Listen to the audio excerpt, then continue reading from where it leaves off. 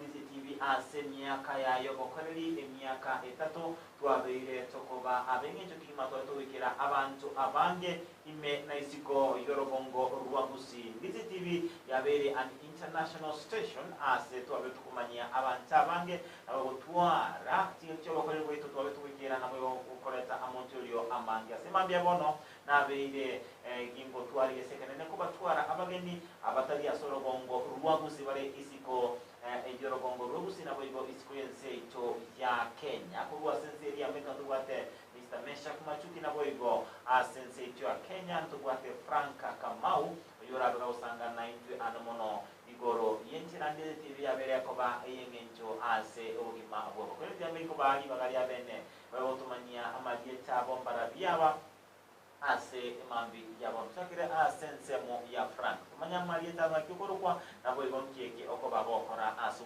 mabwa okiralito ya mono job mangi asa malieta nkoro kwa mumanyi kama Frank kurugalia Gusii ngere kitutu cha chanot tera sakoro kungango koro lakini kora tukanda without nyalibali. It's been a long journey kana kuna kama nyete Ndizi TV kuna station ya ito ya Gusii. See induna Gen Z sometimes soko nyoranga monto ako kina tamae ti eruga ya saruete munwa ma tenenge songo nenge swali moja dole asense meyo otumanyinga kikwa betu kumanya Ndizi TV na otumanyinga no moro kibore na yego somera na boiko kurwa tumanya kwa Mr. Meshack antumanya kwa tumanya ko irandira otumanyinga kikwa betu kumanya Ndizi TV Mwancho matagarari ngokwani na ndambi yora kwa kira bano ma Samaria takoro ko Meshack machuki oyondari ngero machoga ryo kindo akindo momenyo na akuru andobone ga imete ense ya Minnesota ime America ya mono karibu right ere buja kidima doche tugwato mogeni oichonere origeti gochoswa ase embeo oyure Mr. Kevin na Ntabo nigo tugendrete kuba tukubeka nimero video kigima ile kwa kinga obeire gagoswa ase embeo monchumurudia Ndizi TV na abe gagoswa nere abe gabo sanga na itwe ase imambi ya abono anomono igoro ngakia kurukwa na boigo abe gabo tumania amambi anomono igoro yenjira abete gakumanya igoro ya Ndizi TV. Mr. Kevin Ntabo no miwete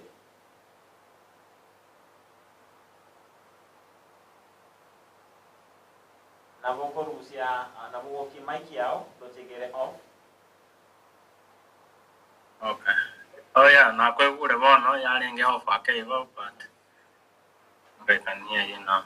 All right. Now twagenda tena nensemeri ya introduction na tumanyia amalieta au na kikoro kwa kimatendwa kwa ali bene ko na bera benga na rogo tengera ase entunda ere entangani ase mambi yabona manyanga maleta kikoro kwa kanga je kana ende kieke okora sense yo ya America. Introduction for English. Okay. Jengoro kwa Kevin in Tabo. Saitegere nyalibad masaba. Anya kenyorobia korokuna itibo village. Nyalibad masaba. Jinomo nyalibad. No menyata mochio korokuna Washington State. Ngo kora law kasiane law enforcement. Yeah, so Nongo Koregas na King County. All right.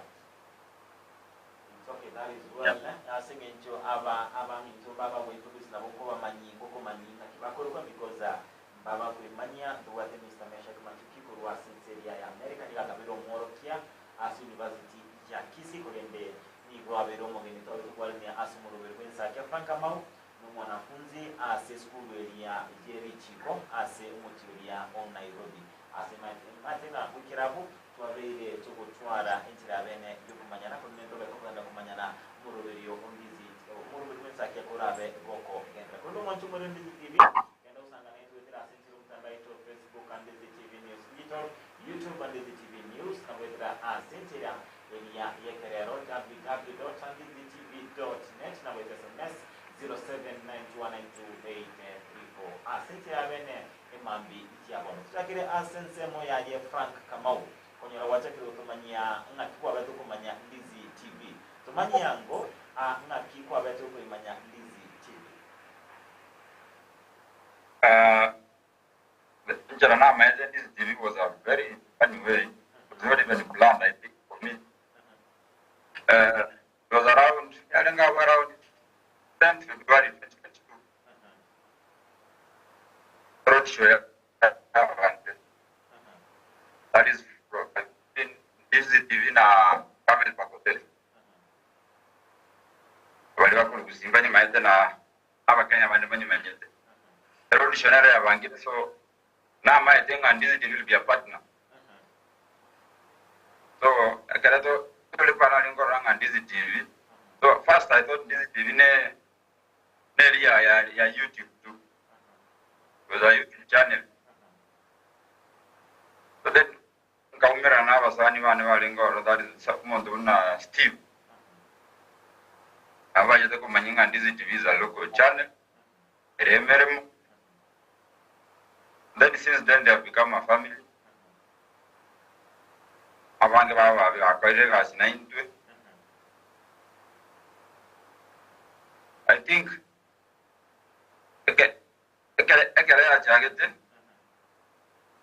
you are among the first few back on years in marketing. That is how Ndizi TV became a family to us.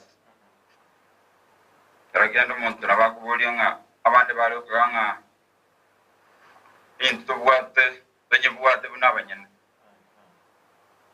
Because of how close the staff there were close to us. Yes. Okay.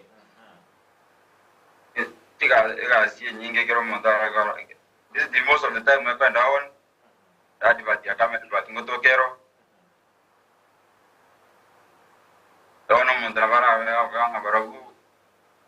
We know Kobeke advertisement is not cheap.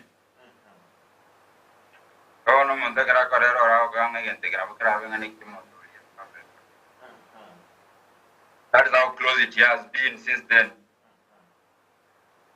up to now. All right. Yes.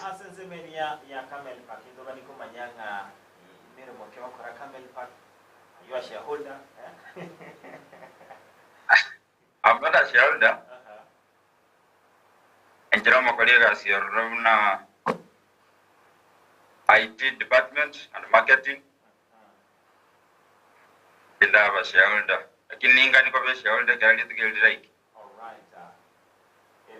Yes. Ere byakigima yemono asinge ncho kwa beire ukusanga na intu na kikwa bete kumanya Ndizi TV na bwo twa betu kumanya singira bene moyo Ndizi TV bere kumanyanga karaganie konyoro koleri na bao tulibia maiga ya tent to betu komo bwatani naye elinde oblo tumanyia anemono alimo wikirania kuna Camel Park asile Camel Park mwabira bwatani bale abanene ase Ndizi TV koje asense mwaye Mr. Meshack machuki tumanyia kwa kikwa betu kumanya Ndizi TV Yamono. Itanga nintewe na Renata wana no moro kina renge Kisii University. Kama tama kwa na profession yari kwa semere meri ko identify na Gusii. Gase Gusii na so met Kisii University. And we gase Gusii ina charity branch ya car and general osongo gao from scratch. Ngakie yo to TV station ya yamu. Nere ari etiko cha kara kinti achi konyaro pick. Iwana so advertise ko burtu arenga bantu kwegasi. Advertisement bujai. Ana charity company ya car and general promotion nyingana ya kwa tetra chiroti shows. Ngata na muraba chipipi cha TVS kwaro beriga ari ma twakore road show gweta kwa Ndizi TV. Yarenga matuka yo kanga yakatega siraisi wankita katakota. Ndizi TV imerahisisha yaro check up osiri bagari yarengo roro aso wikero mu Gusii ekanya ko bayo karagendo ko preach ibagerio wetera advertisement akinje wana sokuma ya Ndizi TV nari soro kwa mboni ndanyi manye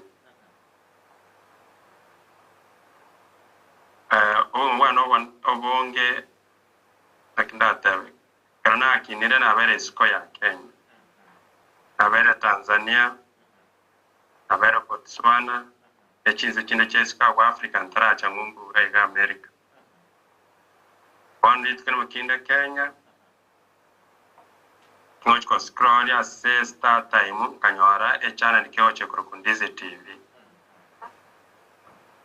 songa kuna channel kye ya Gusii ya ikile na akuruga so na maete Ndizi TV wetera start times endanyi maete tangani akuruga bulende ngachankanyora globally gocha Minnesota gega ne bwato bwamate bwange sana I was one of the directors akuru Minnesota yo muntu yale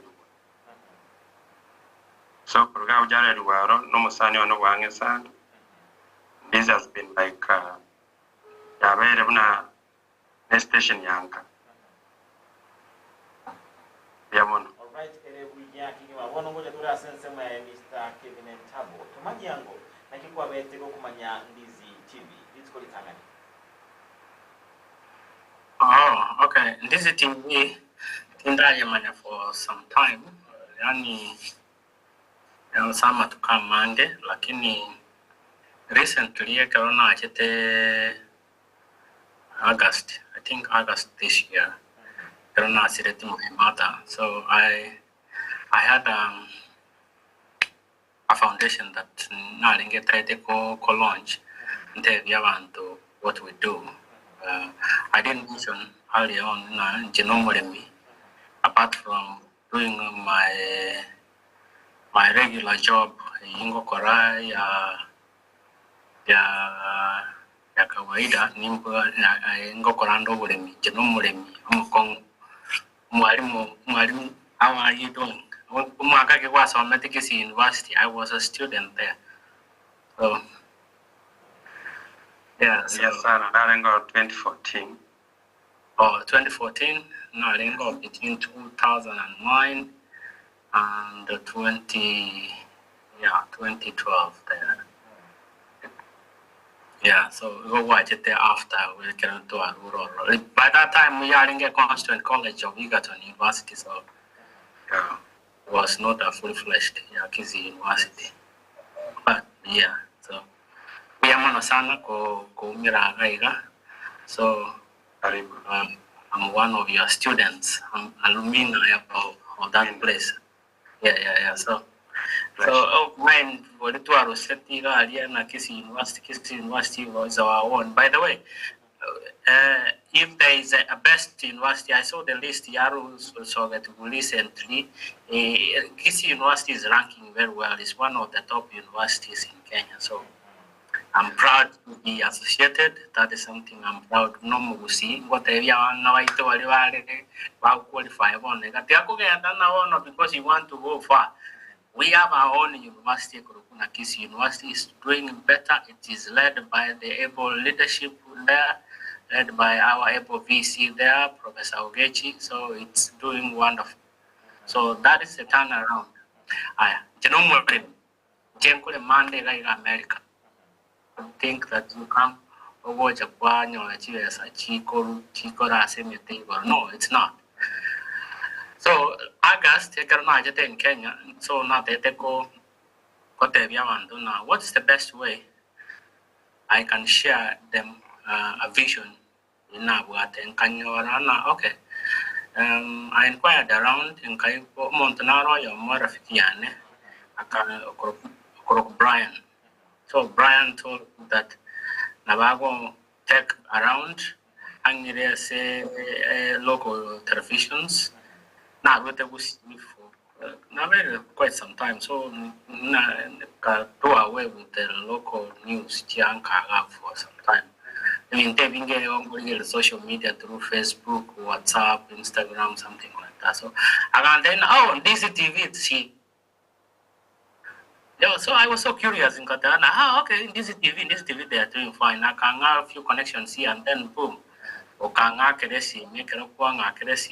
I got like I wanted to do, despite hiccups, up and down, up and down. I managed to come to your studios. That is time I familiarized myself with it. And I realized, no, it had a very big coverage, water coverage, because I saw you. Where? Yeah, one was in Ndizi TV. Okay, that's fine. Yeah, no, nothing. Not the cover one but after this Yamatanga, I 19 Batavia Mangan and the Ingentuale another session. You go to interact in our viewers. And so I haven't known Ndizi TV for some time, but yeah, with the keen interest of knowing further because in the process of the division, hold on for before and then to connect channels of transmitting my message. So so from that point of view, there's coverage in Kisii, to be honest. So I'm so saddened that you are getting off air as of today. So I don't know, because I had a plan, we had big plans of doing business with you. Well, we'll figure it out. Yes,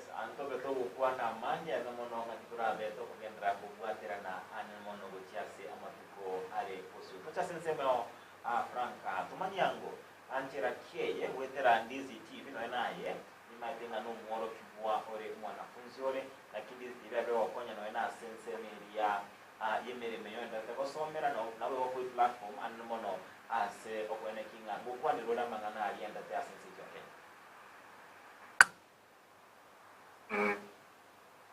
kuna wata bano mworo kiwande weli chiko at the University of Nairobi, almost finishing now. One of the things Montata Gero to Arano, no Montura Yaruana, Swaban, Wadress Yavan. Nkonya Ndizi TV is one of the first or only TV station. Yeah, better Kongari Baga, Korokanase screen. I was appearing alongside Mr. Meshack. So Ndizi TV shaped to that extent that you go nganga, looking and a go nyarikan. Over the move, you can then buy a camera, Vajaka Kulinga. So in this TV, that is how they're going to about the numbers were on the Alu one. Since then, I think didn't even know before that. All right. And again, media is one of the easiest way to sell your product. Karabuna ko kana bor abantu batolike tuna sai traba ko manyanga so and so kolimo manyo ko na kurugali na go to ka segeto suna camel bag amora ki wali wali jiko. So it helps you for near your product easily, and that is something Ndizi TV gave us free of charge. And number two, Ndizi TV has been having people who shape people on how to communicate. There's a person like Kuna Ayavono, actually, the way you approach someone is something I really admire from you. So it's only from Ndizi TV that I got that. That shapes your confidence, shapes your communication skills as a student of law or a lawyer to be in future. So first of all, that is what I can say about Ndizi TV on my career path. Yes. Ndizi TV yabere ko bagyo kurwa obosira anamono asogosira abuno mono kwa buri kibuto cha sensema ye Mr. Machuki tumanyango njera kiye Ndizi TV yabete geo kwa mono okonya so kwa a platform so kwa libagale bene kusanga naba Kenya ni madinga nubwate passion na mono asamana alingete siasa na bwo bwo tukwanira na singeje wate kwa iraye manira sikika tumanyango njera kiye yabere geko kuna abantu barasitse ya kisiko yamuno antara ino neri swali liago senjwata na yangete platform yo kwana la siasa na abantu banka tengeri bageri ga patabna Ndizi TV yabere oboroso bo semi bo mu Gusii na magendro yo mu Gusii na ande wetani okwana n'abantu banka Ndizi TV nera se Facebook era se digital platforms gani madana kine TV watagara Rwanda na mona se diaspora asomo Gusii betangere ti bageri ga for example interview mu Gusii or Minnesota district 38A unanto kutigale ti amatukatano yo waka chikura kama Gusii or Minnesota district 38A yarango kwa yo kura yago oyo mto kuda bunare oyo gotenase over house representative district 38A yasa matuka igata no tigarati make sure akisha kwa wakire kura yago aso yo mto kuda bunare igo ase amangana siasa ninganjite siasa yarachinga chibwanja Numbate background na bete kana rango mwanafunzi asa university na bete president of student organization. So yung kana siasa karumbate riba. Kana siasa nensemi yogi. Na yangete Ndizi TV yangete riba ga yokunya wikera na bantu baito kaya kwana mangana siasa ngakeri pa wadi jensi chawata mandama. Tokarwa maonye ito kose tokarwa obasemi waito nana kibanete inyarka wageko amano minto Frank Kamau kana mbone ga Kenya ndobwensi origeri ibintu na tokora ki drama je entertainment comedy chi Ndizi TV kora waraki yabo kiondo akori ndio kora kana Kenya na wingi comedy style get so wingi drama style get rikora buja iguna ntomenyete Kenya wakana ki nesi nigete yo kata shamba la wanyama na wakana ki aiga manya yatonge mnyama getega gara cha play taking place ayo kana takisima chage ningi usakiba kisimani abaro che bintu biri ale aso mbete ayo kana siasa chake kata na ki siasa no to wata no gumana siasa lakini tasema tena amangana yakafanya kwa nele mtu wake na kitara yako watoa kwa rabuno mugusi asema na kiandira ona ki Ndizi TV no rosso wa wasemi wa mugusi na ndio na mungu chiri for diversify to digital platform na sema ni muri yenjera muri amoko ikera mugusi ase enjere ni kerani Alright, buya kigima tocha sensema ya Mr. Ntabo abe gago sanga na intwe anemono ngakindizi TV yabeire geko mwali bagali abene anemono ase okuruwa bosemia ase abagusi anemono kubatikana nga namangana alianchete nabwate passion enene asensemo elia yobo remi. Okay, kote ambu yamono sana kwa mwali bagelia ya bene marawa benye o igare marawa ko baiga Washington State America what Ndizi TV angere platform nanyari ko ikera abantabange batamaite kuni underdog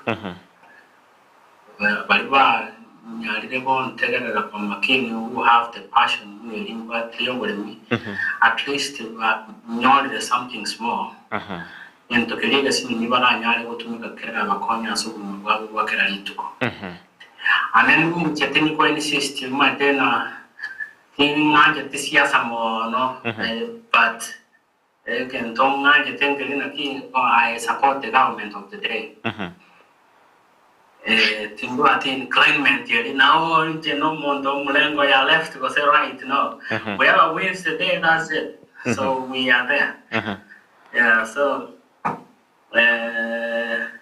over me wait now what the day go so you don't have to be politically inclined so that you can do farming yeah siasa na to kwenda kwa man baka marawa but at the end of the day we have to eat isn't it? Mana wana siasa au kabarage na ndenga imakwela na mugondo to kwela so je mugondo ngale munya konganga ne bibeli so this TV ya nene bonde na nyale ko ikera bantu bali banyo the message I think they are able by nyale banyoro ujumbe ya bene yo kutumia elinde ko konyeka so now to me the platform we have some to okay all this few interviews that I've had with you na nyale ko replay message I mean to bala men kaya about the Martin Luther King he said I have a dream I have a vision that's what I'm saying I have a vision I want us to see the future is in our hands it's not on the talking just walk the talk as much as to work politics, to work as yes, no at the end of the day, let us do something meaning. And meaning bungereke, and the Mugondo, Toleme, Mugondo to go in a sort of and don't go in Mavali not to go to Chile, Washington, we are coming up. But they are and the ones people in Washington, one together, to end the Mugondo, everyone, the government, they are Washington, in when a name Mugondo for free. Don't be lied to that only white collar job pays. Yeah, at the end of the day, you look at Chiba spend on the grocery, you can eliminate that. Meshack machuki about whatever you now make them in the sort of much of the things you consume is groceries. You are avoid by Kogenda. So on this TV, Biamon, Mangele, the brand the first interview was so phenomenal, but they could reach a lot of people. They got the message, so they were curious of knowing this person. Who is this? Who is this talking about something which is touching us? How much do you spend on your groceries? Those things which are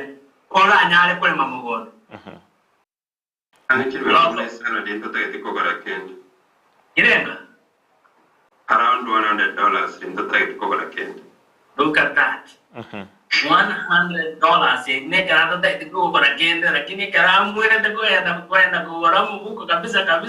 Will go to $200, $300.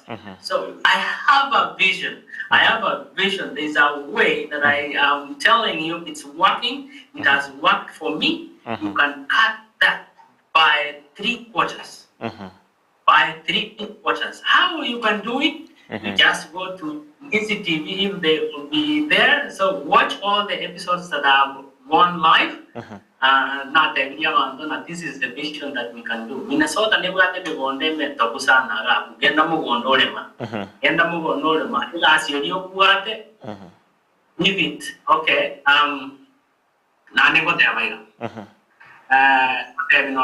Wanafunzi kuna mumanyi kamau you can love that job, you will love it all the way, but that job cannot love you back. So yeah, was I got 200 problem? Let's say God forbid you die today, they will take a moment of silence. Let's take a moment of silence and honor this officer who has died. And then they are done with you. The next minute they replace you with a different person. Have a life outside your job, and outside that job of yours, do something meaningful that can help us. Instead of going to do something that I want to spend, I have to do something that I have to earn from it. For example, hobbies whereby they go to spend. My hobbies whereby I go to earn. Like going to farm, at the end of the day, I invest my energy. At the end of the day, that farming, it will pay me back. So at the end, at the same time, I have generated income which is passive, a year which returns at a later date when I need it. So I am acting in a though it's coming to an end, they were able to get a small message from all these speakers who have spoken, either from day one when in this TV is closing, make use of it. Try to utilize a little bit small and make it try something. It's a crime of not trying. But it's not a crime of trying it. Try and fail. Try and fail. Try and fail. At least you try. But it would be absolutely wrong if you don't try and then you want to say, oh, this is not going to work. And they can get oh, have you tried it? Have you tried it?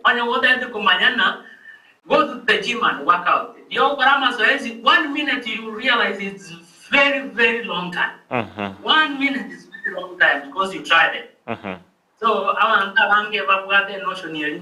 Oh, if I try this, it's gonna fail. No, it's not. It's because you have not tried. That's why it's failing. There is no plan B. It's either you have a plan A or nothing.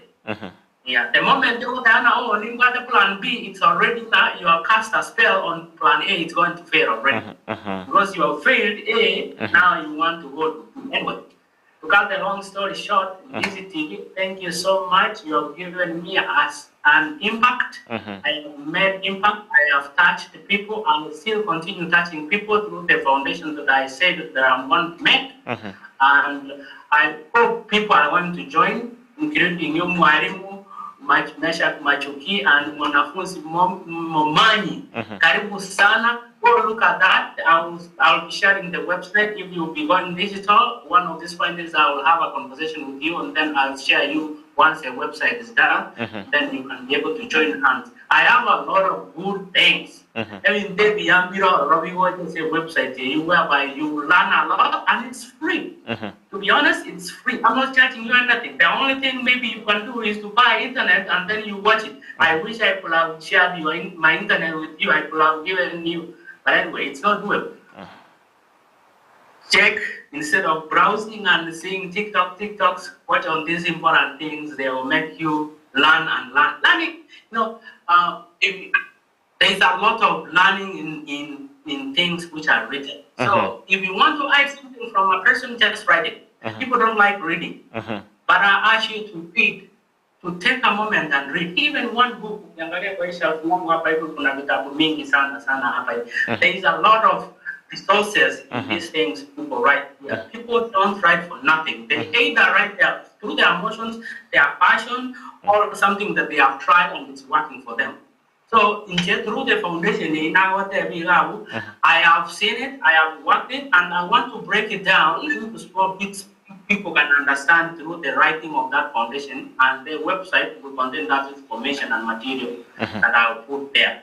Okay, asante sana Ndizi TV, tunawatakia kila la heri. All our viewers, all our supporters, please follow us through to the other channel that we are going.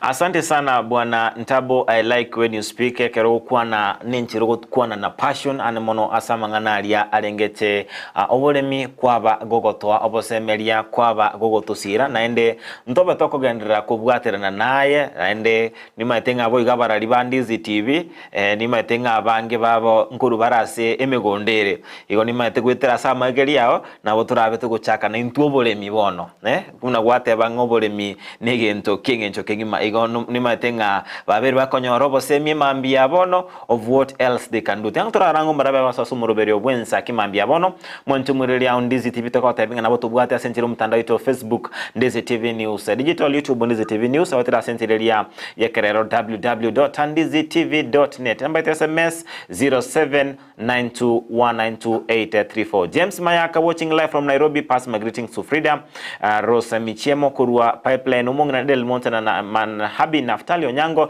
imeensa kia Peter Orina watching live from Iabeni Kondani mpaka mwisho.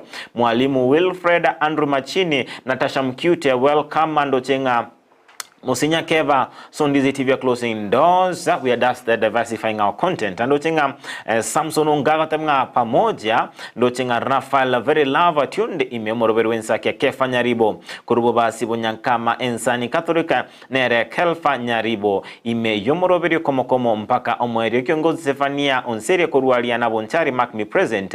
Obugo Rafael from Kisii tunda imemoroberu wensakia Roda Nyabuto from Gulf. I'm tuning in and watching you live. Pius Osoro echamana echinsanako korwa gesereno arami morobensakia Henry Kaunda korwa Henry Kaunda emamba engo tukorwa abogusero Ruora Kisii County following a unilo moja good morning dochenga Erika Magare Onyamwaya korwa na misabo bosbasi watching ndani morobensakia Dominic Konduso korwa moso guabu machoge memoroberwensa kia jeria korwa ngumbu manama Barin Kingdom oika in Kisii County Kanyimbo Mwakege village na Bibolivane Samuela Ongeri na my mama Rihanna Ongeri na bane bonsi baenda kutwara lituko ligi memoroberwensa kia Evangelista Ogega korwa Ansemeri Nyansongo stage imemoroberio obwensa kia imambi ya abono ni matinga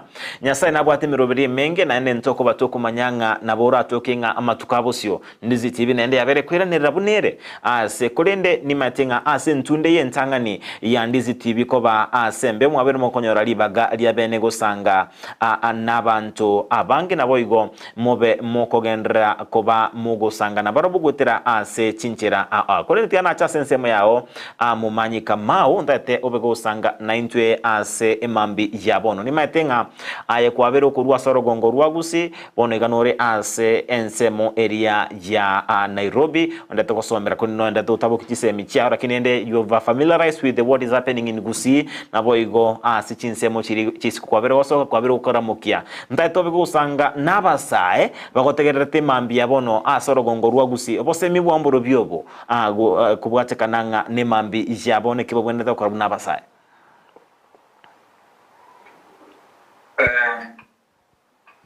abasae ndagani kubatedinga media planata baliringa media one of the easiest way to sell your product na kwangu taganga Ndizi TV nje na beten ko nyimanya buna from YouTube kuna to kwa naiga we have so many content creators we have so many online platforms and ego ayunga Mr. Tabu hawa taganga bantumba baba when I scroll TikToks but you can notice that TikTok area go sell faster. However, ekyo kororo is what matters. That's what I can agree with Mr. Tabu. Iyo kolike yana kyo matter. So the youth visit really has shaped me for the short time I've known it. Nabarobu but take initiative yo grow barabara because now Ndizi TV will not be there as a local channel. I hope you diversify back to online platforms.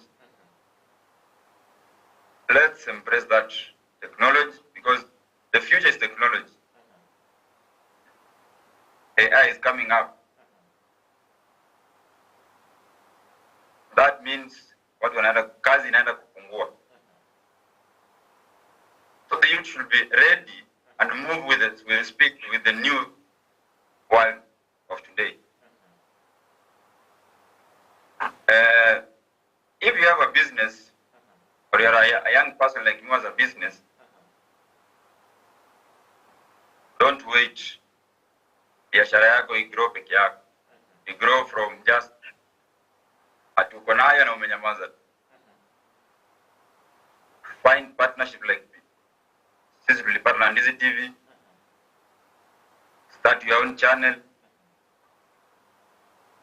Then from there, hard work pays. Meskia Ntabu akisema farming yake through Ndizi TV has grown. The same way to youth. Anything that you are doing through media, let it grow. Yes. Alright, wiyaki matucha sensemo ya Mr. Machuki ni maetenga kwa vero kugatana na naintwe amatuka mange ni maetenga kikualenge omworokia as a university as a lecturer na bwe gobone gato kwa boko monyera no ndata komenta masoma ke no bwate passion anene mono as kisemi na bwe gato bwata banafunzi miezi itu ya Kenya niko bara asumutimoko olia we holiday peto go semi bwa gotiase abasae anene mono igoro yamangana arengete kisemi na bwe ukwanire umugusi ase ujumla wabirukira na asinze kirishiko baronganga kyabantu bende to value kisemi peto kwandera ne mono igoro yekisemi mbose mikiyobora gokurwa ucyase abagusi ane mono igoro byo bwata kisemi ukwandira bo ibabo igori igoro byo yabo kwane kinga ngusira bari kisemi cyabana babo ase barogongurwa gusi yamono bagori uyasana itani chake aso kumwakira Kevin nambi yamono nancenjera kwa na passion yoriyobore Kevin no to believe it na I can do all things. Akana kuchaka plan A and utola plan B. Lakini kwa mtegera uyata wana what you can do it. So eya kwa ndamu na biblical teaching. And once I say uko na ki incho bata kuboko kwao. Yaani na makubona ki aibono Mosai keroro Mosai wasekeroro montomo ke eminete na ki nayo wasemeri kwa mambi. Serikali ya kukoroge kiongozi wa kesho. Umwibuli hata wanao cha kumwenya. It's expected under natural circumstances umwibuli hata angane ochoko mweni wana wasemeri kwa ya mami ebori ngayiri bagari agorire kere na tie society yo kora kere to kana ki ayo musa ro semeri ase serikali aso muibori ase family yago kunya no musa makoro wa chakre family ami young man timine tie musa single kero ogo katatama kere ani ogo ro semeri sa dike to koreis origin si chinyinga bone ga wetra economic situation ya Kenya bone ga already wamekata tamaa. Kwa unaona tota na for example negrata ki area tari geno tango diversify to Ndizi TV so diversify pero diversification yego pachichere chichenche se chingo cha chire nama ya nama be part of farmer when can you scale down in terms of employees. One pale wasubara chiwa gas ya digital platform tenga nitio bonge burugwa abantu na karmole live streaming. Unaona otra sembe abantu na wange sana pale behind the camera watari kore kana bone. Autoko genda se digital platform tekwa nubongo omanyo kwani na AI ya chile no ere na intugai. AI mi to scale down lakini anagonda fast fire kwanuna parmona se media amogana ki ya gori opportunity chinde kitaka gero senchi boro pero abantu bate TikTok ne bintu bini ankinta to kwanera to kwana ki ayo musaya sor na osemia we society na osemina ki mabinero to baisa okatatamba buna ntabateba chobwa to ko kwanyo kore nechinguru ande na passion nobody mi korobore kwanyo kore na passioni no koros chigari yande gara koros chigari gasyo koboko kwanyo kore no mokiboko agacha egero bwagacha chikos choko boko wose tinchi bari chikos trainings chiriko nyara okora no koboko echagarete chinse chiangu bose chiga chama iko chakora gento chiga yakara matiangi achite tersia sango kora lakini matiangi kara achite agatama kora ta magana agato koroka aga ya nangto nyoroka system ya tenya CBC sorry karanya data tanya data no wasemberi na ki abanta bange mbanyare we akora debi banye siasa nyinga ya seti kwa CBC ekina kiega tokera akonye omo Kenya sebona na ki omo sai osomo todwensi anyare we tenena anyare we korega asiya dono mtu example ki ya osomo we kanomu ya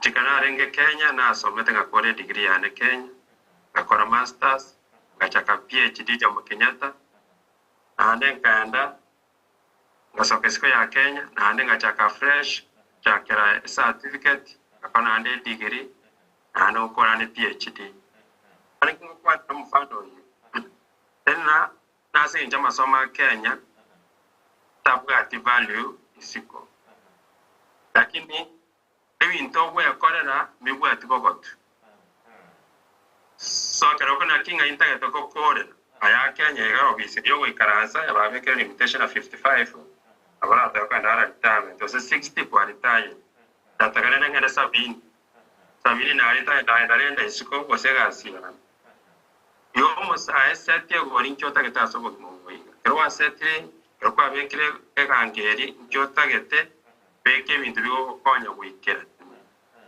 igo kenta dota na ki ando bwensi asore to basa okata tama to basa osirio basemeri chingu chiago unanda bateba ekira akoragere ekira akwera asora anyare boika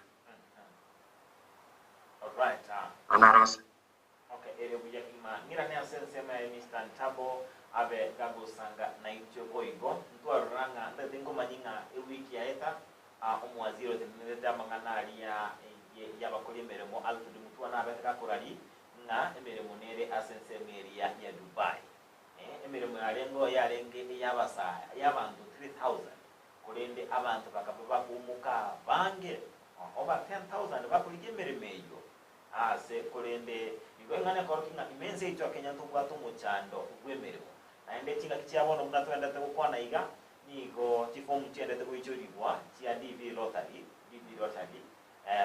people green card elinde abantu banyore egesi abantu abange mugwatu gesyunga kibaranyore emirimo ase kisiko kibarache kisiko banyore emirimo tumanyango anene mono igoro yokoboro ntatukwanire ngane igoro yokoboro ko emirimo ase nsi cyo Kenya abiga abantu bwatu basemelinga kina chinsi America obogi mabwane ngo bonchori kiro muntu adate kurwanirira abakone kimotira ase nsi America nabo igoro kwanira ne mono igoro yenchira abantu batumiko obore myane mono asokonyora emirimo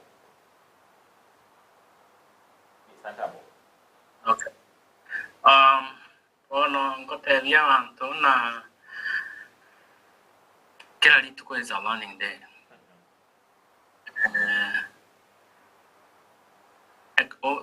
Usagotuara ne notion yelina you want mondo wotageta kwende nsegete elindo mako ba successful you will end up dying a very poor person. Don't go to view monto mutanga ni usomonto lio planet got tevana once at the Konganya which America was in Sendionsi. First thing over there, colonize where you are before you colonize somewhere else.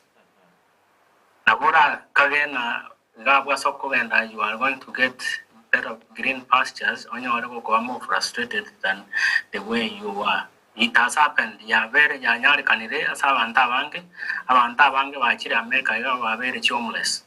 Wa very wachire street abantu ba very arrested. Ina chenko nyoranda wa Kenya wale incarcerated so many of them.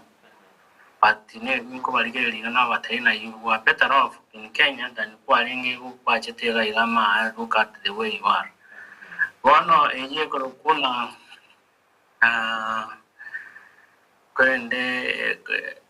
labor importation n'abantu bagofeyi bakotwara batwara the fixed wine enyanto gwada chi opportunities chinyinge very many opportunities called again the kiego kuno marimata yabana na momanyo ta na AI ego ja ku replace into ko kuna knowledge based ego replace by the way I'm doing a degree in artificial intelligence at the moment.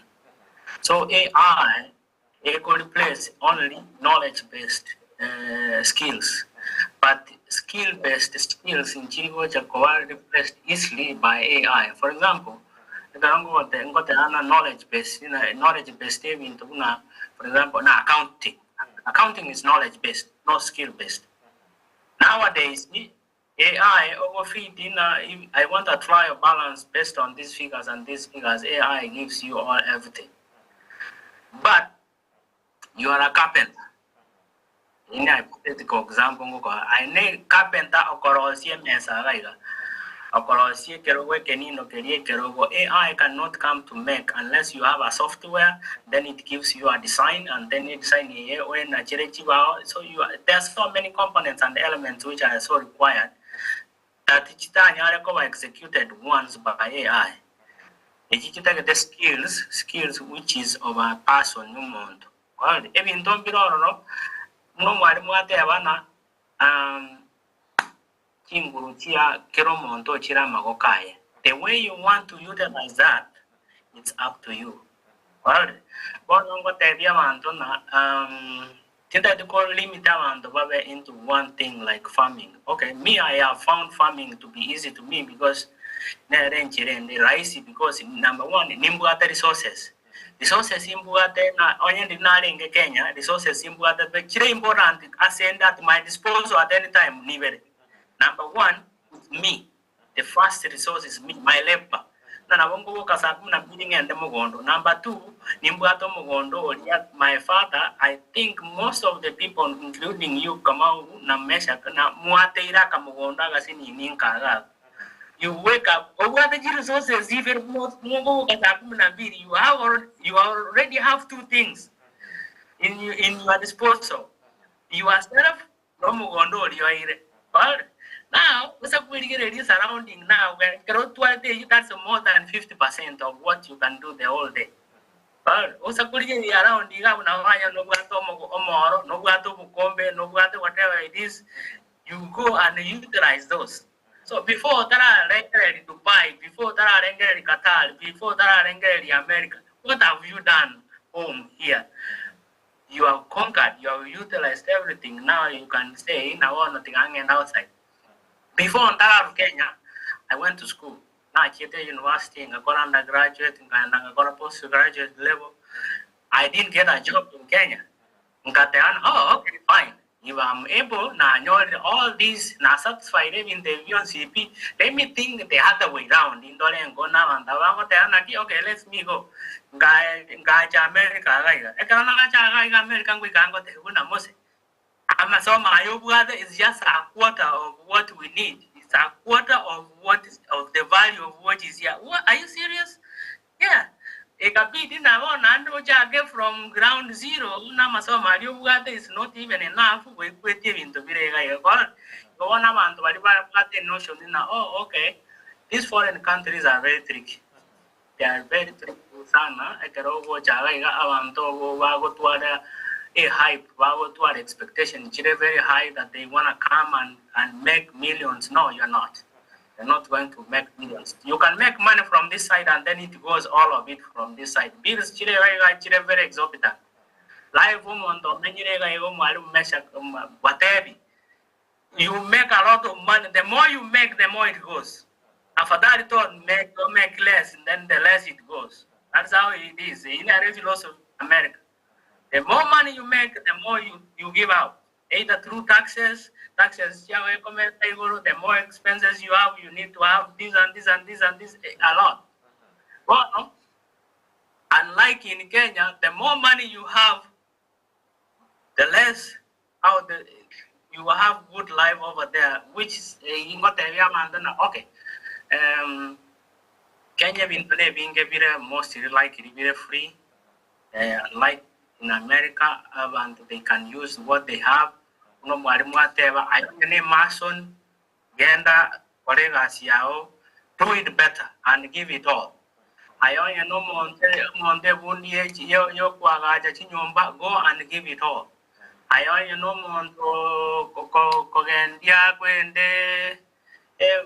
what do you call as a church or a mechanic, and give it all. You can give it all. Then once you are exhausted in the then you can think of the other side. And I want to keep on learning every day, learn a new skill every day. Those are master on something small, something all the time. Now to a mass of memory, then I will do this and this and this and this over there. Try something new. Na kingo taina and what ababunabalem. Togo simeka the next time to asimeke bituma. Big wanga we have this one in alternative. The same thing. Okay, use that method on your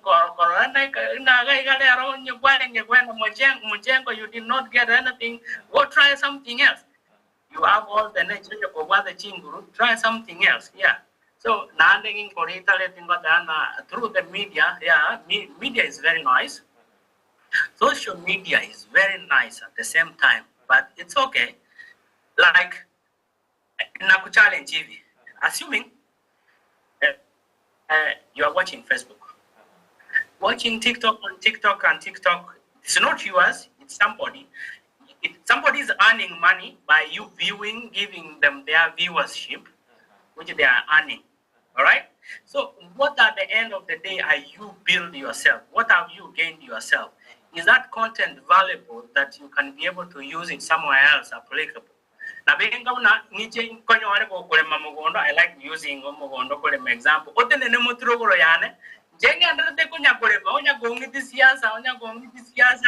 It's the same thing. At the end of the day, at the end of the day, at the end of the day, who has added value to their time? Is it the person who was giving me company by watching me do it, or me, the person who was doing it? At the end of the day, and I think that TikTok is the same thing. You come watch somebody do their skip, their things, wanafanya, wakora. At the end of the day, money goes to their account. What value has it added to you? You yourself as an individual. Yes, you are happy, you have laughed. Yeah, it's funny. It's funny at the end of the day. And then after that, what next? Your bills will still remain there. You have to go to your pocket to buy food and everything. And that person will go give viewership. He has earned money, he is laughing to the bank, and you have gained nothing. So consume content which is very valuable. Who created that content is useless because that is their asshole. It's okay. Yeah, but on what basis? For example, it's good. Play is good than rest. Yeah, so entertainment is okay. It's allowed sometimes, but who wants to develop themselves right now? So it's your prime time. My thing and don't get a prime time. You work hard when you are young, when you can be able to do something. And then when you get older,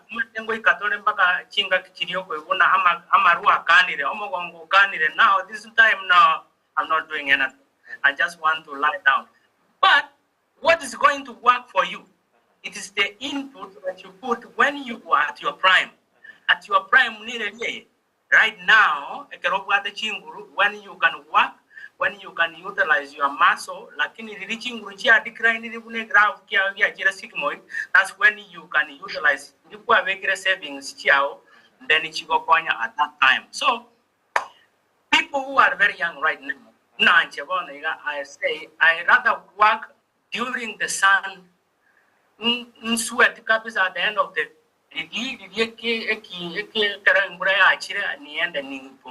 so I'm giving it my all at my time right now, giving all my best, because there is a time whereby I will not even wake up. I will not even want to go to work.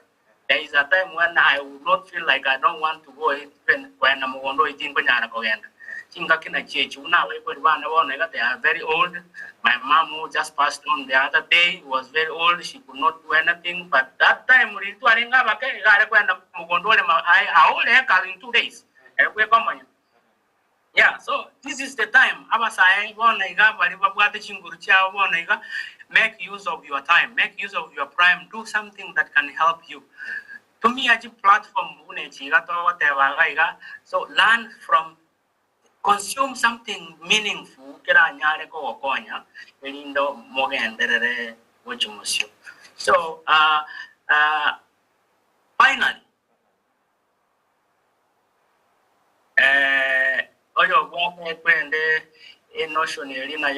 America,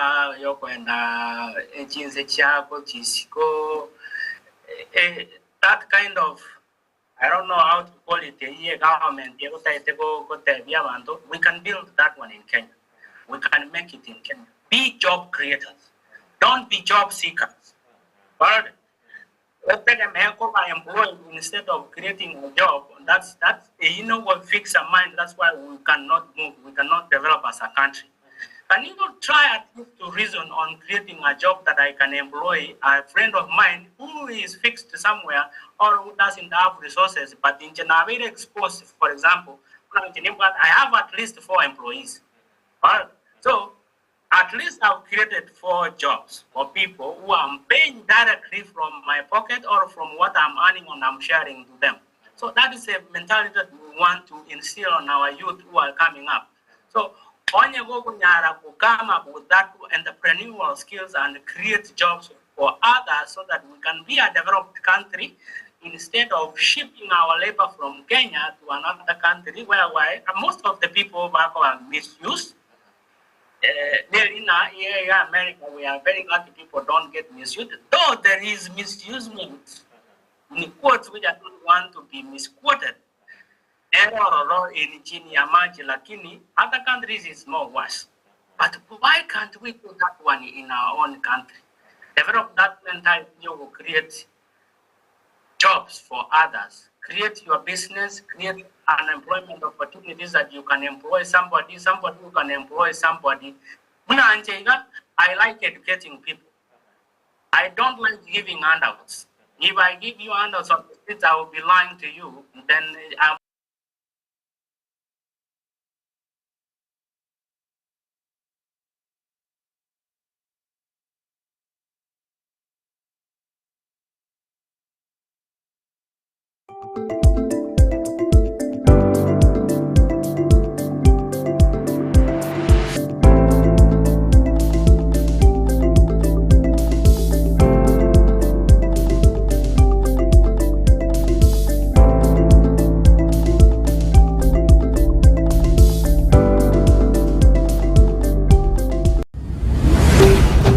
Ndizi TV obwansu bw'omugusi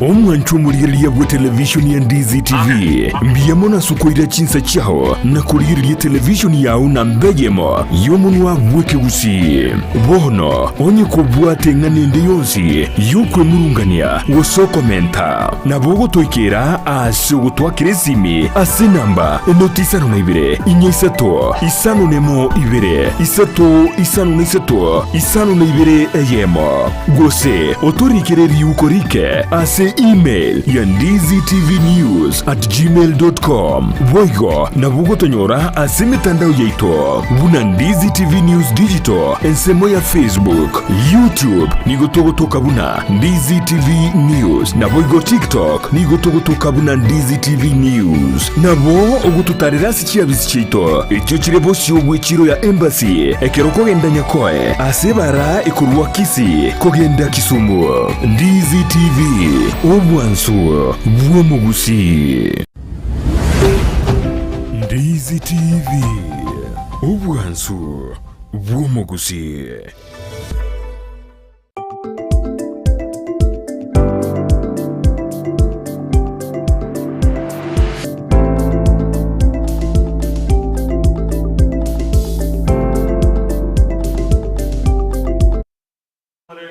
Ndizi TV nkwali bene ase entunda ende ime yumuroberio wensa kemambi jabono atendo usanga nabalemi baito korwa ase chinsemo chirisi koyorobongo rwa Gusii ntomo bwate nere mumanyi kamau tukatwara ntabo kebe na wigo Mr. Meshack machukeso ndo usanga nabarabu handamono igoro ya asnore dote banga litkuya na litkuya mwario ase Ndizi TV koba ase embeo kolende Lotra to bunche na wono gutigara asense media ya online. Ndo chenga Rosmi chemo na ndio tabanga na represent na boigo Musa Alonso Salimia Franka Kamau Alonso Musa tuned in. You know Musa Alonso? Yes. Okwani likigima asema bi ya abono. Mr. Mumani Kamau ndeto ora kwanira na mono tora mulikira wigama ngana ndrete asense ya Kenya. Tuwabeire tokoranga nigo tukoranga okomenta kana kwibikorwa by'abantu kubwato batamanyiga se bakuirwa na yiga bakuirwa nabo igo amange unamasabike kurya genzi mwaba moko banga moko robekana sama tukabangwiga ndaito ruwo bosembi bwa gucha sabasa ene mono kino kishonda wetera mwana ya akisiasa ndate asense jeito ya Kenya nkiyeke orango sembe ko igabasaye kinga turochi bosio obo cyo kwa 2027 as Jack as Mr. Kevin Atigera on the issue why do Kenyans want to go to the USA or abroad? Mr. Kevin, what I can tell you is that you are a Kenyan, you know that we have a broken system. We have a limping economy. I'm surprised that you have tested both, but not to say surprised, but I think I am learning that you have tested both Kenya and but you are still insisting on Kenya. That is a good thing actually, because umeona yote, unlike us. But now the broken system that we have, inafanya mtu anaona kwamba maybe abroad things are working well. Because some of you who are abroad, when you come back to Kenya, you give a different view. Like the way we look at you is we see good life. We don't see those problems. Unlike us in Kenya, but we're not shida all the time. So that's, I think, why most Kenyans think that Kwenda USA is the solution. Now back to abductions. Let's not blame the youth or anybody. I'm blaming those in power. Not necessarily the president in power. I don't mean the president only, but there are people who wamepatiwa kazi za kufanya. Let's say something like the data commission. These abductions are being done in a very weird way. Like an example, since the 25th of June, that is since the Gen Z movement started, how do you abduct someone by tracking him or her using her number? That information is shared by the telcos that we have. I will not mention names, but we know the telcos that we have. And the data commission is given that mandate to protect Kenyans by observing the right to privacy. Whatever is happening about abduction is totally wrong. For example, the data commission that I've mentioned, I think it's around section 5 or something. It has the mandate of prosecuting those telcos for sharing personal data. It's very unfair. Now, if someone has wronged, our constitution is very clear that you send a warrant of arrest, you say you're a police, show your card, they identifying you as a police, then you arrest. Within 24 hours, present to court. It is so criminal that you infringe the right to privacy, then you go ahead, abduct without identifying yourself with the person. Then you hide the person for almost a week. One of us is missing, that is Maverick Aoko. Is missing since, I think this is the 4th or 5th day since she went missing. So it is the criminal system in Kenya that is so broken. And nobody's talking about it, nobody's caring about it. I think those in power think that it will not happen to them. But we have seen people who were in power, then now they're powerless. The same things are happening to them. Now when President Kenyatta left office, they went for his children. That could not have happened when he was president. So our broken system, or our leaders, think that when you are in power, it will never happen to you. That is why you are seeing those things happening. You ask something about the Gen Z movement going forward. The system did not fail, but I think we are on a break as Gen Z. Because I say, but one thing I can admit here is that makosa tulifanya ni kukosa leader. The government capitalized on that gap. Now they somehow paralyzed us. But it does not mean that we are off the radar. Give it time. Then I think what is not there is that ignition, like the financing that ignited the Gen Z movement. Things like Adani, you have seen how the government masked it by bringing the Rigiji impeachment. And you see Rigiji was part of the problem. So when the streets, because of Rigiji, was not possible. I can advise the young Kenyans and maybe the voters, because those are the people who decide who will be in power.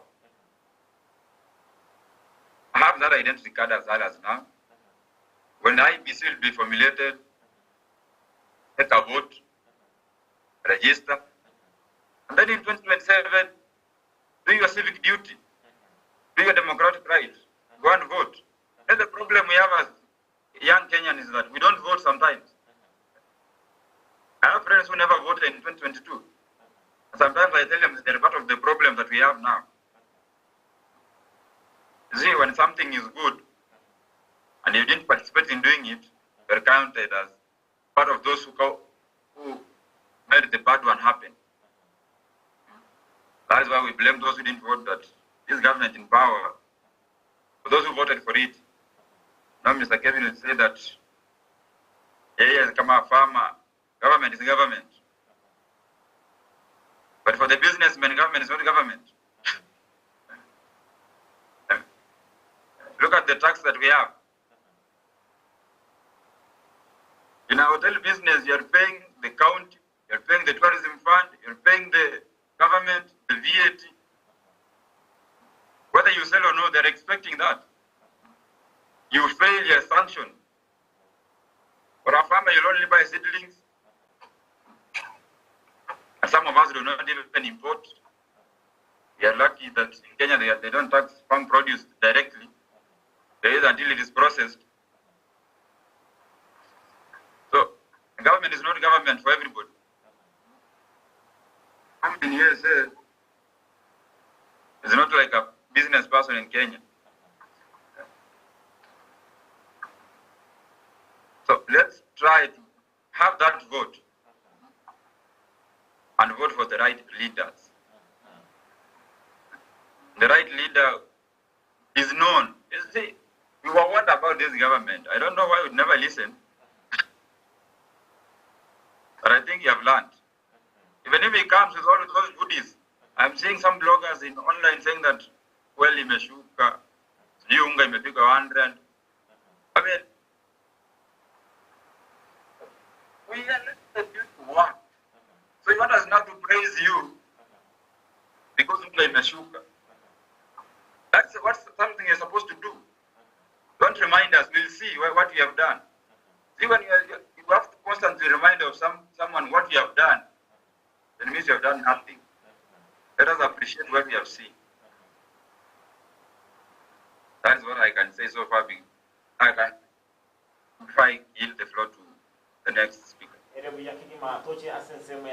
Mr. Meshack na manga ndrete asense ya Kenya tubuate omoswado bakope kwa Gusii bunge nono kumwaka iskomo konyo mura iwenze rigati gashago gabaho gutambuka bunge nene Senate bone gane kigambiro bari matenga wikira rero simambi ndobe tokonyo ari kigambiro byo kwanira anena mono igoro yanga ne kindiki nacho choro ko mura iwenze osomo konyo mura iwenze bose gashagonero abakanda nabo igotoro chinga omoswada noro ondrete ase opore ase bunge ya Senate onene mono oligeti komenti miaka yabarai kurwa emyaka 5 bako base oburai wiki miaka 5 nebere 5 to 7 years term limit mbeto okukwanira amangana yo ondrete asensi ya Kenya mali kwara ya bwatiri nabo igo obose megochi ase omo Kenya tengerete mambya bono yamuna siribaga itangani ntana siasa ngokora nkiri chiwa konyo mundu lakini siasa chichaga chagwa yachire diversion technique impeachment yachite yagachagwa yachite bogari mu Kenya kurukora adani kwirare airport yaito wano mayaka to Kenya karato ko ngumbu gato ko gwo muindi impeachment yagachagwa yachite divert mu Kenya kuru sha na chief ichibe yasomo Kenya mutaka awenete kujaka gwakana kurumo buko beruaria impeachment yagachagwa yachite divert mu Kenya kuru tax ya Ruto yona sokore Kenya teso focus ya impeachment yotara kato focus ya impeachment yagachagwa kato konya Ruto wa chief dream ya yena ato divert torarega chagwa ntore mintanga na toka chini ya maji kingo temo usina ki Russia zikanya wakoro ya bori na ki toranga the bigger picture na ki kigente kya chagwa na kego mkonya nje anyanta bota na ki siasa tari kare dira mkonya. That's the point.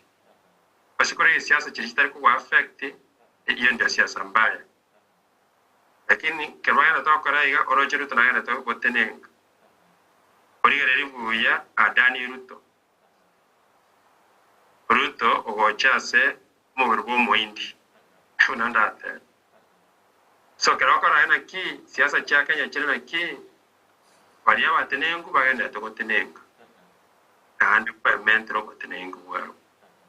No mutaka agenda te wataka mono. Yandi baganda there's a very big gap between the rich and the poor. Siasa cha ya Kibaki ya machiti kore tari bageri kaba unandia machuki kera na kewo changake. Lakini kuruguru gocha bageri ga between monto tenengu no mo Kenya mutaka irigenda to kragentoki kugare. Bana mwate bana anyanta wata na ki ya creating opportunity ga bwa sore ana wanda temu sina ki our forefathers tawata tabaito bacha tukoranga na ki ka chise mchia chete ba bwa te chise mia no wasona ki chise mia chonchereri obo mabomo Gusii basikori ya bana banga ba chete boindi na ba Gusii bakana wasoma boindi chilo ya chinyinga to bwa te to ya watura Gusii ya omaraga ba chete boindi wetro mu Gusii acheta diriba te barambe nyayo era kairo mu Gusii boindi babaga ega torega ega igore tuno mu Gusii wetra oko impress amasomo Bata nyare to kwenda ngumbu bata tana ki ya kiwachira setan kwa nyare tari watroro. So think outside. Tengereria isiko yanga. Kurisiko yanga say no, tengereria isiko ya Kenya. Kurisiko ya Kenya uno kwari kega think global. Uno kwari commission kichigirini kadinchirore yewa. Chiri garantiri ni bati na sibra lakini yo gwerere oyo na bokoro oncherere abago chayo ne kurika bantu batanare ko baga abone kana chirege no akurika bantu oyo chiri na yenda katari oyo ne ngani ka bantu babere akone katana bakurika bantu iko ana bakongusote chinse chiga changu mboge mambori buya mbori hicho sanchiri ko rusu mutego banare ngarusha nsabo arusha ne jirani tonsa Tanzania bara tana kitu kuenda kwa colonize asenjo barabuna abo kwa chero mo Kenya garo chana ki wachira kumurere mere muri watari yago anje tana noro lakini noko na mere kwa kwa create opportunity kana jetense ya Botswana nanya te aba Kenya basikire sana noro lakini karora se town karora ne capital city ko Gaborone kwa da no mo Kenya mbako sikita lakini karora ko siko ya MHM nene okana nige songo mbamanyeti nakyo cho wakwa nige swana kaosta baibara kwanya ki omo Gusii na are gari ore mereti bigera mpake swana ikipako ke kwana enda konya bamwa yona wata yo Gusii jana na ki bengere risiko ya sore kandi bali kotoka okana kwa bwate bande babere batatu lakini litarato kabuna ntawate bali tarato kariba gerio akwaso kuchora nyare ko Kwa koro mwanafunzi kwa hivyo ki online writing nero orotema hona ki nonya online writing. Kwa tero online writing noni gari asore lo kali gari no kwa ki kwa hivyo naona cyber cafe mbira asiye kwa pi. Achako nyota iperia bantu ne chiga sigara. Abantu baore no kwa ki no kwa renge gari ase campus bachire kwa mbere umuntu kondo kwa kadi. Era okore manone yake ya mwana it's a lot of money. Eso kuolia wale ngorwa temokorema pa tumeka local labor aswaro wate kagyo korema they make good money yo siasa tora kwa chito konye inchicho kana ki ina kito bridge the gap between the rich and the poor lakini kwa tokana gachua ya chawa impeachment elioki iwedo tono nyuget sasa wacha kwa ki Bona time limits ngosuki gwere nake ko ngafect ana ko maende rote mechanism injera rutare ibintu bone oro jina ki obwatire boti eriko bunga onyebe kiromo bu so the only way era to kona ki civic education ye wako ni wataba ngajite kwati umuroye go ito kuri Gusii murara kebaso Civic education evento wekera kero monta manya naki serikali ya Ruto tere serikali yomo Kenya ne serikali ya rokura geri abake abatenengo bandera kuba batenengo nabataka bandera gutaka yokeni yose kanya gochageiga leo kubeka se campaign mode paka natwekere chikura na anda ibe na anda tuse campaign mode abataka bandera gutaka era kaenda tutenengo. Alright, ingo cha sense ya Mr. Ntabo ni matenga erefu kazeni gere sobolimi kulende asinkwani tawelo kona abo akuru terengere likiaye nabo igo abe lakubwatuka ekerengere likiaye kyo mwelio obe gukwana mangana nkyora bo tebe bali bandi divi nabo igo umo aba kolile mu station ya Ndizi TV. Okay. Yeah, nawangu kwana siasa, I can talk about politics. Nawangu kwana ra igoro, lakini I cannot. First of all, ndete ko kwana ra ko collect my mind. Matevi na poge ma kodigere lyo monto gaiga America na babwato poge mogu ya well, it might be a single jotara test. Abantu bali America gaiga bamenye ndenge ko kuna plastic money. No matter the plastic money is credit cards. America is whereby go and the showroom without a single shilling or a single dollar, Mercedes without even depositing a single shilling because you got a credit here. That's what I did. At one point, America is great. In 3 months' time, $30,000. Karibu milioni 4 ya Kenya. Ikambera muzigo wakana wono wakana mpaka ebintu binde nkanga kobeku collections. CRB ya Kenya na CRB America igere mbeko bwa ya Kenya agabu. So you cannot do anything. Abanta bange bawoja bagote ba flows in Kenya na nechi besa babwate credit card bagoja at the end of the day baja goenda working double shift to pay back those credit cards babwate. It's not a good life, I tell you. Alibugi mabuye kunoka gete lakini ngo sabera na one day onyo wale opportunity ochichega in America you can live to tell the story to the rest. Njega mumanyi wate mwalimu Meshack tell them we are living on plastic money. Plastic money. Tabuga money lakini abwata chi credit yako endagali ora things on credit onyo waka na ngora. That is the life. Okay, that's a good part. That's the good part in nowadays. We have access to credit depending on the ethics you can maintain a credit. But not spending spending kind of go to $100,000 because in that we got the stop you spend anyway.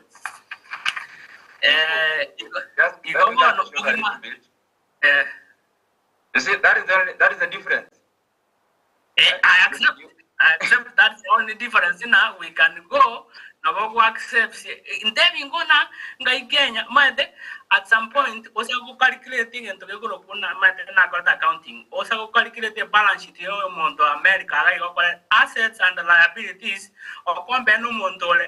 The same level no montor America. Or can you montor America? What the zero go montor again? Because you have got a madenia mange. Go the assets. In Kenya, you cannot buy a car with a debt, and power and cash. But what is the human nature?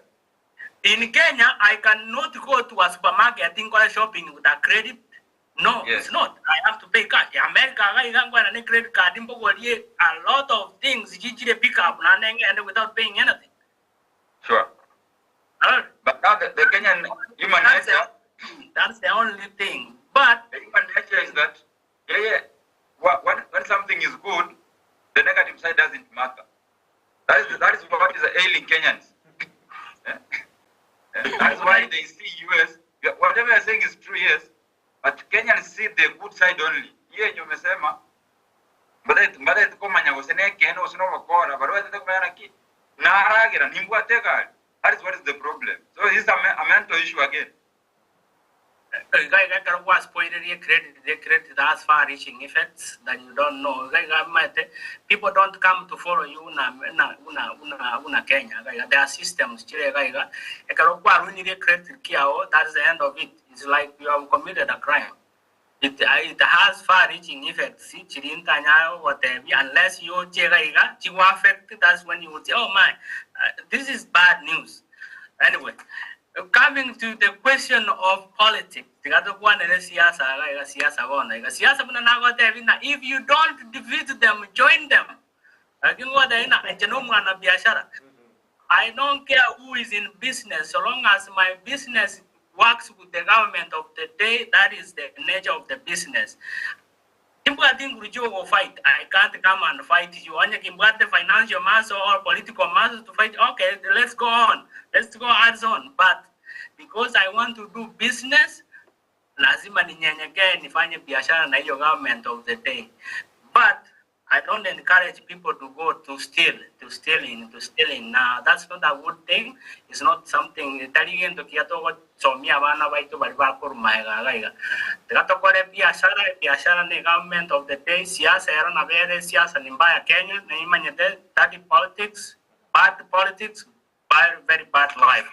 But according to me, if I don't defeat them, I join them. That's why I'm going to a government of the day carries today. That's what I'm going to support, whether it's bad or not, because people have consequences. Before a government, the place they came with campaign pledges, they gave the people who are rallying, oh, this side, oh, the other side, oh, the other side, they knew. Deliberate indifference. You knew very well that if you vote this one, these are the consequences you are going to get. And then at the end of the day, you went and voted it. Now, the consequences, and that's how you are crying, oh, this is bad government. No, face it. Yeah, so whoever voted it, that's your cake, eat it. Yeah. Choices have consequences anyway. So, everybody is a leader. You, me, and whoever is listening to this is a leader. You can choose to lead by leading, managing your time, and leading everything that you can be able to control within your reach. If you're oh, the government is going to do this, that is a very bad notion for a lawyer like you who is young. No, if the government is you, who is the government? The government is you and me. You know, those who are in power is only that they have the instruments of power which can subdue you. The judiciary, the presidency, the vice presidency, the ministries, and whatever it is. But the government who is very powerful is you. There is no way, even if you have the government that you support, they will come and pay your bill unless they employ you. All right? So who is the government now here? It's you. The government, you govern your own house, you govern your own time that you are waking up, you govern your own free time, you want to do everything, you govern your own money, your own account, and sometimes you govern the taxes you pay or you don't want to pay. So the government is you. Forget about the institution. You know, a government is an institution that is there, which is there for the nature of the sovereignty of the country. But the real government is the person who is you. And like everybody is a leader. I am a leader because I have my family. I lead from my family point of view. So I manage my time and everything. I manage my resources. I manage what I do. I manage what I say. I manage everything. So I am the government in my own government. Anyway, so that's the point. All right. My famous quote that I have written in my book called True Lies is called Integrity is a Choice. Integrity is a choice. The Supreme Court judges, whatever it is, those decisions they have made, they are very useless. But they know very well that that is not integrity and they are used to rule the other way around. So that's why integrity is a choice. They have chosen to rule the opposite thing and done. The right thing, I choose integrity over mediocrity. Well, then integrity. It's either you decide to do the right thing or you do the wrong thing. Yeah, so people make choices by choosing what's right and by choosing to do what's not wrong. It's a choice people make. So integrity is a choice. So people like the youth now, they will start doing the right thing by choosing the right thing to do. And with regards to jobs that I don't know machuki. Yeah, Meshack machuki. Yeah, okay. About America, for example, Washington State, from Minnesota, whoever who are watching us from the entire America, Middle East, abroad, basically, in these opportunities, use these opportunities, learn something new, and bring them home. Bring them home. Invest back home. There is no other place which is better than home. I don't have a strong connection, I'm sorry to say that, than I have with Kenya, because that's where my roots are. Problem about Kenya, because I have spent 3/4 of my life there, I know. So any opportunity that I have when you are farming, I'm trying to send it back home. Oh no, this is what is done here. This is what people do here. Can you do it? The opportunity you send it back home. From various schools that have very various skills. Kenya, don't be selfish. Send it back home. Share with people. Ndizi TV, Ndizi online, which is coming online. Go online. Share with people. Tell people what you have and expand that vision. I believe in one thing. Once you teach a person, the first beneficiary is you who is teaching that person, because you are doing two things. You are learning twice, by teaching the person and by improving your skills through the teaching thing you are doing. So like right now, the more you do these interviews, I'm one person who was afraid of cameras. The moment I started doing these interviews, I became so confident. I became so conversant. I know what I'm supposed to talk. I know what I'm not supposed to talk. I apply sometimes makeup and look nice on TV, but sometimes I don't. Anyway, so yeah, so sharing will make you do better and better and better and better. So help by sharing ideas. Now, a contribution which can be in return to you, and it helps. Yeah, and we'll say you can raise somebody who was already giving up in life, and then you say, one day this person, I've watched him because he gave me a very helpful information. Okay. And then getting whatever. So, see opportunities, you can teach your green card, apply as many as possible. Don't stop trying. It's wrong not to try. Apply. Go weekend, something that is available, just go try, utilize it nicely. Avoid unnecessary humor. Politics is yasambaya, maishambaya, wachana nayo. Yeah, that's it. Abono tu ndaitenko libagaja bene Mr. Ntapu karaba tukwenda se abageje baitobande abo oteben kwa nayo mwali gochia se abali libandizi TV nerediye nabo igo obe gogosanga numuleli ondizi TV nga obatebi ekerengeri kyao kyo mwelio asukubaganiria mayaka sasa bono nkobatebi na tuaisire goiko mwaka dotigaletie metie nyange bere na matuko makaigo osakuligereri na korege ndoge korokuna audit your life. What have you done for the last 10 months that you can be proud of by next year? That year I made this and this and this. It's never too late. For these 2 months, at least you can do something. Ndizi TV is available. It is going to transition to the online platform.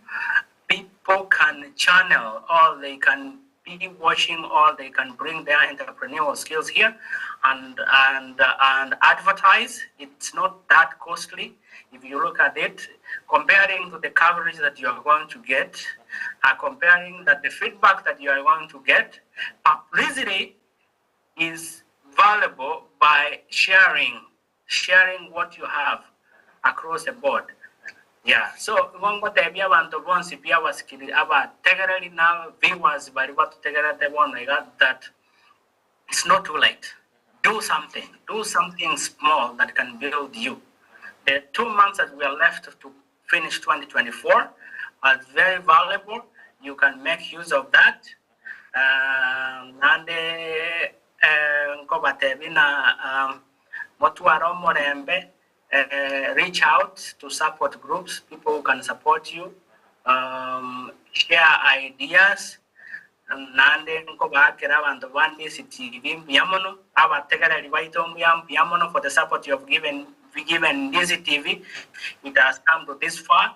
Mogende go in and support. Maybe we can come online again. Maybe we can do better shows than this. We can have more diversified views from various views. Ndizi TV that divergent views from different people. Through your participation, kidogo ndio inaweza kujaza hiyo kibaba tunasemanga. So, like the same thing, the little things that you do is what matters. Imagine yourself when you were a young person, the small steps that you took until you started walking are the things that you do. The baby steps people take. Once you do something small today and then you add it tomorrow, it's not going to be the same like you found it yesterday. It makes progress. Yeah. So keep on improving yourself, keep on making progress. Above all, musisahau Mungu, watu waende kanisa, watu waombe Mungu. Haya. Abaidi bande bonsi, from my relatives, from the people of my community, from the people who are going to vie for politics. Asante sana. Nawatakia mwaka mpya na mwaka mzuri for this 2024. Yeah. Asante sana. Mpete bononge mumanyi, and then we shall finish up with Mr. Meshack. Mwe birengere bino byomwelio asemambia bono. Yes, Job.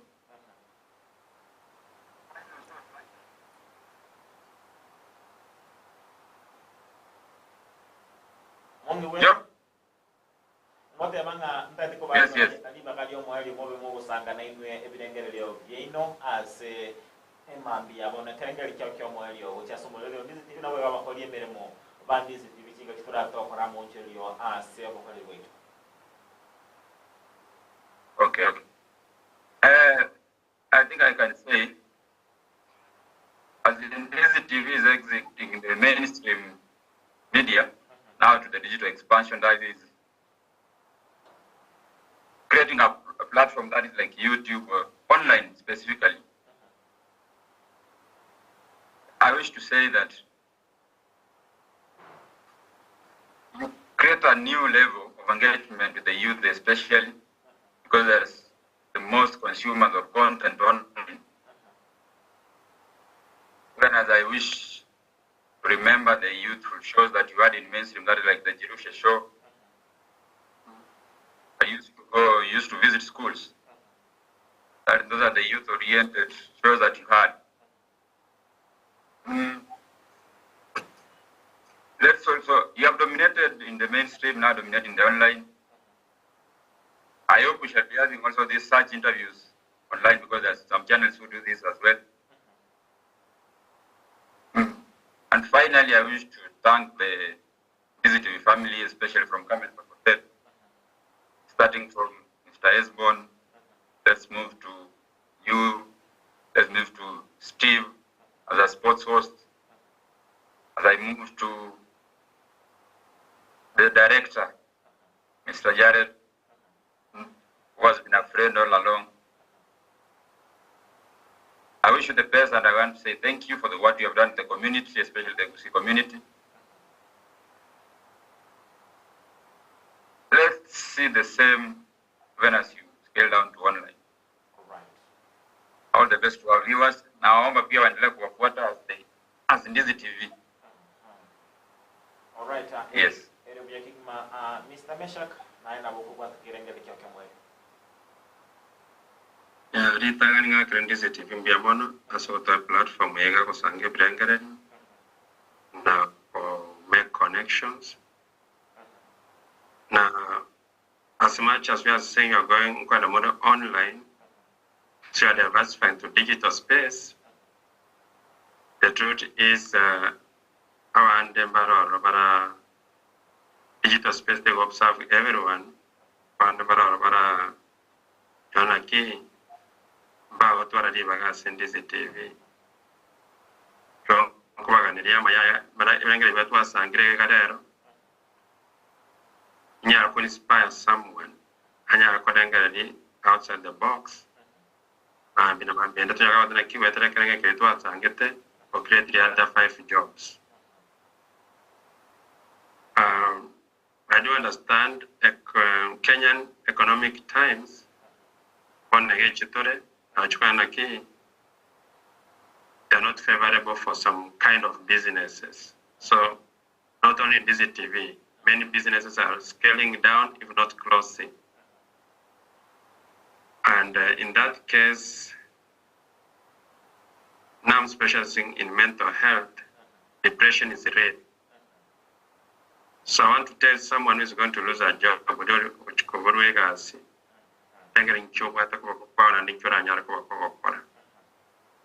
so as you go through that process, to acceptance and what I can deny you to the job place, or to acceptance. As you go through that process, may you bounce back strong and create job opportunities as a man. So I like the way Mr. Kevin expressed it. It's more of therapeutic. Yeah, it's more of a motivational speaker. Mr. Kevin, you have got a talent you need to explore there. Yeah, so we can say Kenyan is hard. I mean, the name Congo Kenya, but not Kevin. From diaspora, we want you to show us the advantages of living in Kenya, not the disadvantages. You talk about Kenya and move to attract and to invest. So, Kevin, you can't tell me to go just invest in Kenya. Or I can't just follow Kevin because I chiro chakra in Kenya and Chembugati. We Kabarangita, Nainawang or Kubia, walk Karagantoki. Walk Bakers in Ghana, Kenya, God. A king Chico Bakers in Ghana, Kenya, God, you like you go to Meraka and Orient, Suma, Bekerus, was in your banana quiet and you're in the age and walking to be chatting on the breakfast. So, we want to encourage the key, Mogusia say, Quava, and on Sia Sore. That the key. Pero what more mino rando sendas para usando as musco mino kako to brevesa it make up ya any courage. And I end robot to mark kako regasia kokora that way you create job opportunities umaga chioyomo achenech ebundia ya machna panto ama ko babere batato bane but create job opportunities. Therefore I encourage us keep on showing us the advantages of living in Kenya or investing in Kenya. So much more than thank you, Ndizi, for giving us this platform.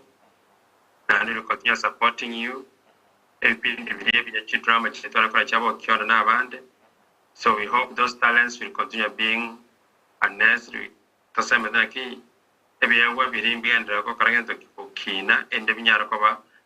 You can inspire every step we make, there's somebody replacing it. And on this mainstream, there's someone who's filling that gap. Because I do believe any service you offer, you are solving somebody's problem. Go to Ndizi TV. Solution. So, and any space you live, so long as those problems are there, is somebody who's coming to fit that space and offer the solution to those having the same problem. So I wish you the best, and we want to be there.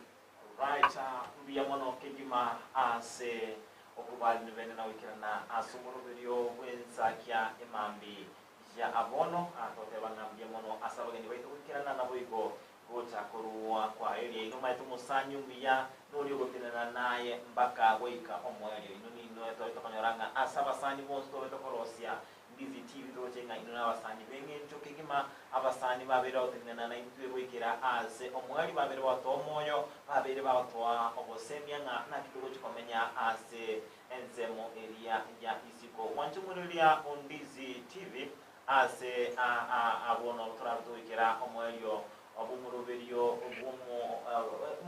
winsaki mambi yabono kuri bintu kwire ndirimbi yabono asingincho ijuko bwatera na twabe tukubwatera naye kurwa umuchaka no kwikira chinga ki chiabono mwanchu mururia Ndizi TV boigo nigo togote banga nigo tutabwatenga tutobe tokorengereria na kwikira aso te banga ntobe tukira omwali kuri tutobe tokobera omwali ana kwa kwa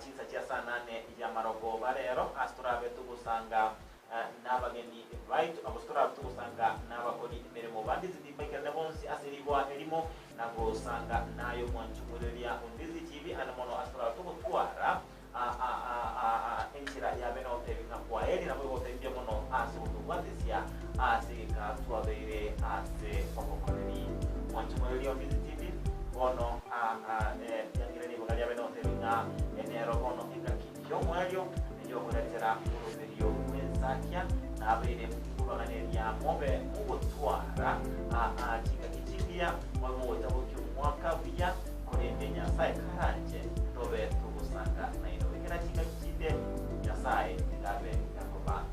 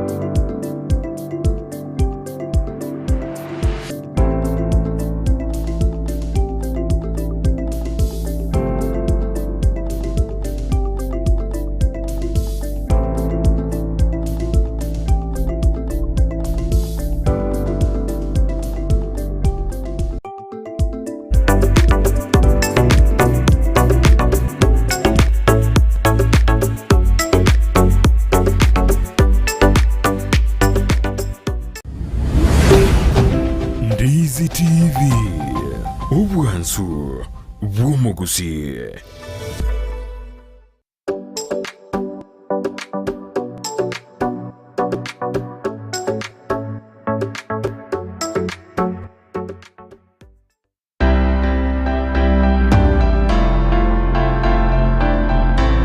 Ayumuremyi giata kurwaro gonkorwa Gusii n'ekisemo kiyetanaine bono na nkakinde yonsi talera eduka ya Enokem Agrovet Limited n'ekinsaye kyaye bwenyorera mariogo yugusyalira ebimeri mugondo amoyo chimbusuro endagira yetugo embego yetugo amariogo yogo itekenyambi mugondo chi supplement kyetugo ebichuchu byogotuga na yandamange naobare imiyumu cy'obusongo ansamangacho Akenyoro Farmers Cooperative Plaza, Angena Market Plaza,